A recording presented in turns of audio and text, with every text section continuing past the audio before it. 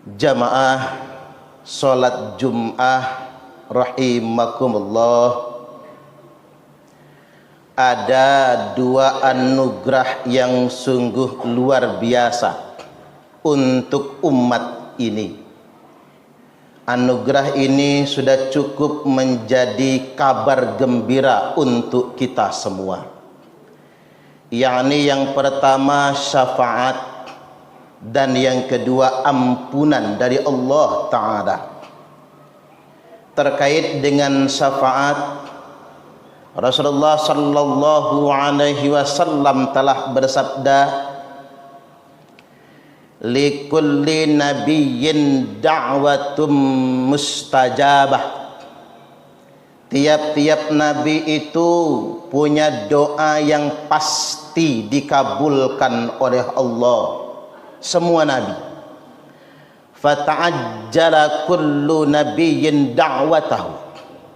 Masing-masing nabi terdahulu menyegerakan permintaannya atau menyegerakan doa yang pasti dikabulkan itu.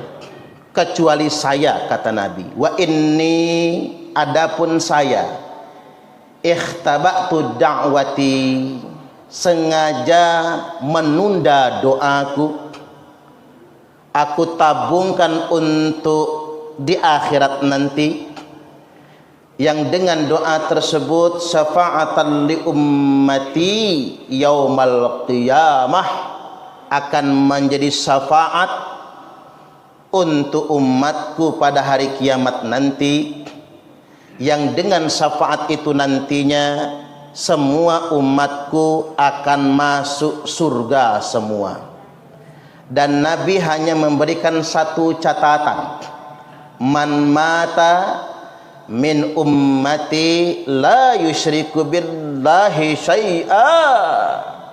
Barang siapa yang matinya dari umatku, saat dia matinya dalam keadaan tidak menyekutukan Allah kepada sesuatu apapun.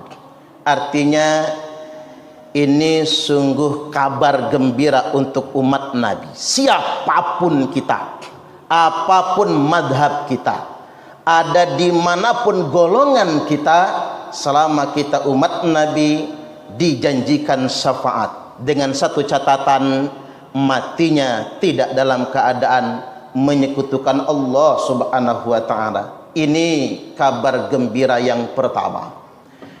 Adapun kabar gembira yang kedua, Allah Subhanahu wa Ta'ala dan Rasulnya telah menjanjikan ampunan untuk kita semua. Ada sebuah riwayat yang menyebutkan Nabi sallallahu alaihi wasallam memohon kepada Allah agar Allah senantiasa menerima taubat umatnya, agar Allah senantiasa menerima taubat umat Nabi Muhammad sallallahu alaihi wasallam. Maka Allah berfirman, aku terima taubat umatmu selama dia bertobat setahun sebelum ajalnya. Maka Nabi memohon, ya Allah, kalau itu keputusanmu, niscaya umatku akan masuk neraka semua, karena tidak sempatnya mereka bertaubat. Kemudian kata Allah, ku terima taubat umatmu kalau mereka bertobat setengah tahun sebelum ajalnya. Nabi memohon lagi, kalau begitu kata Allah, ku terima taubat umatmu kalau mereka bertobat sebulan sebelum ajalnya. Nabi kemudian berkata, ada di antara umatku yang bertaubatnya seminggu sebelum ajalnya. Kalau begitu kata Allah, ku terima taubat umatmu kalau mereka bertobat seminggu sebelum ajalnya. Nabi berucap lagi, ya Allah, ada di antara umatku itu yang bertaubatnya sehari sebelum kematiannya. Kata Allah, kalau begitu ku terima taubat umatmu kalau mereka bertobat sehari sebelum ajalnya. Nabi berkata lagi, ya Allah, aku minta sekali lagi, mohon ringankan lagi. Kata Allah, ini permintaanmu yang terakhir dan kamu tidak boleh menawar lagi. Maka kata Allah, kuterima taubat umatmu selama nyawanya belum mendesak-desak di tenggorokan. Nangis Nabi, saking terharunya, saking bangganya.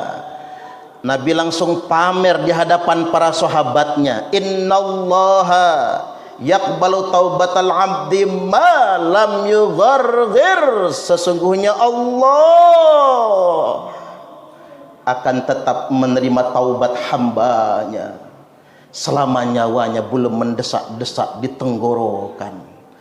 Terlalu baik Allah yang selama ini kita sembah. Tidak ada kata terlambat untuk bertaubat, kecuali ketika nyawa kita sudah mendesak-desak di tenggorokan.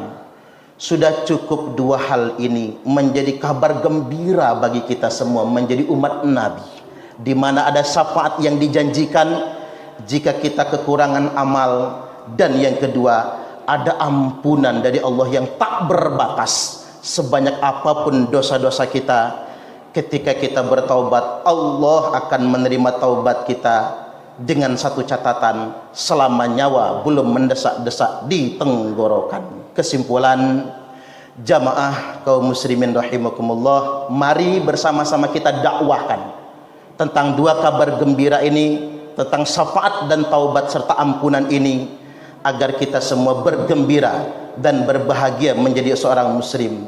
Ternyata cukup dengan dalil yang sahih kita bisa menggembirakan umat, tidak perlu dengan doktrin-doktrin yang sifatnya khurafat. Barakallahu li wa lakum fil Qur'anil azim, wa nafa'ani wa iyyakum bima fihi wa dzikril hakim, wa taqabbala minni wa minkum tilawatahu innahu huwas sami'ul alim.